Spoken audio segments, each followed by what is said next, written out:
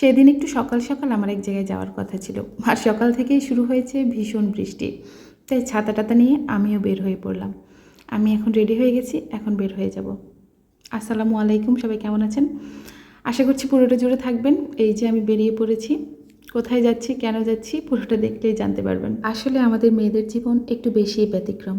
আমরা যদি ঘরে থাকি তাহলে ঘরের সব কাজ করতে হয়, আর যদি বাইরে গিয়ে কাজ করি তারপরে কিন্তু ঘরের কাজগুলো আমাদের করতেই হয়। যেমন রান্নাবান্না থেকে শুরু করে ঘর পরিষ্কার করা, সবগুলো কাজই কিন্তু আমাদের করতে হয়।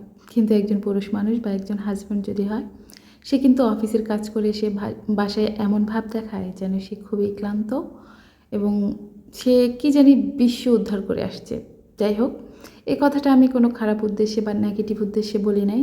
কারণ হচ্ছে আমাদের পুরুষ সমাজ কিন্তু খুবই শাসিত, মানে তারা নারীদেরকে বা মেয়েদেরকে, বউদেরকে শাসাতে ভালোবাসে।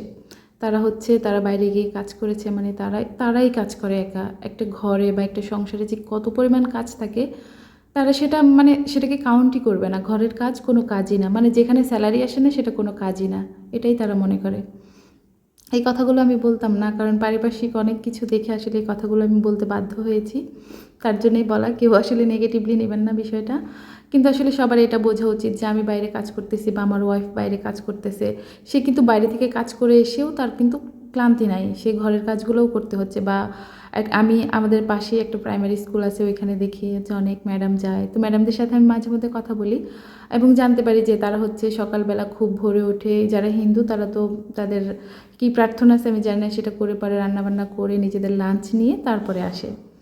কিন্তু একজন পুরুষ মানুষ কিন্তু সে ঘুম থেকে উঠেই তার যদি কোনো কাজ থাকে অফিসে বা বাইরে, সে যে কাজটাই করুক, সে কিন্তু উঠে ফ্রেশ হয়ে নাস্তা টাস্তা করে সে অফিসে চলে যায়। কিন্তু একজন মেয়ের বেলায় খুবই ভিন্ন। তারপরেও কিন্তু আমাদের পুরুষ সমাজ নারীদেরকে বলে তোমরা আর কি কাজ করো। যাই হোক, এগুলো বলতে বলতে আমি আমার কোচিং সেন্টারে চলে আসছি। এই যে সামনেই কোচিং সেন্টার। তো এখন আমি হচ্ছে ভেতরে ঢুকে যাবো, আর যেহেতু আজকে প্রথম দিন তাই ভেতরে আসলে ভিডিওটা করলাম না।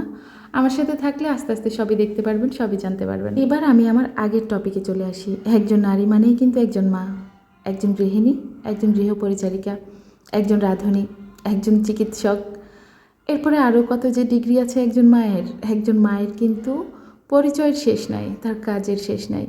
সে ঘরে বাইরে অনেক কাজ করতে হয়। তাই আমি বলবো সবাইকে, নারীদেরকে সম্মান করুন, নারীদের কাজকে রেসপেক্ট করতে শিখুন। আর সবাই মিলেমিশে কাজ করলে যে কোনো কাজই কিন্তু সহজ হয়ে যায়।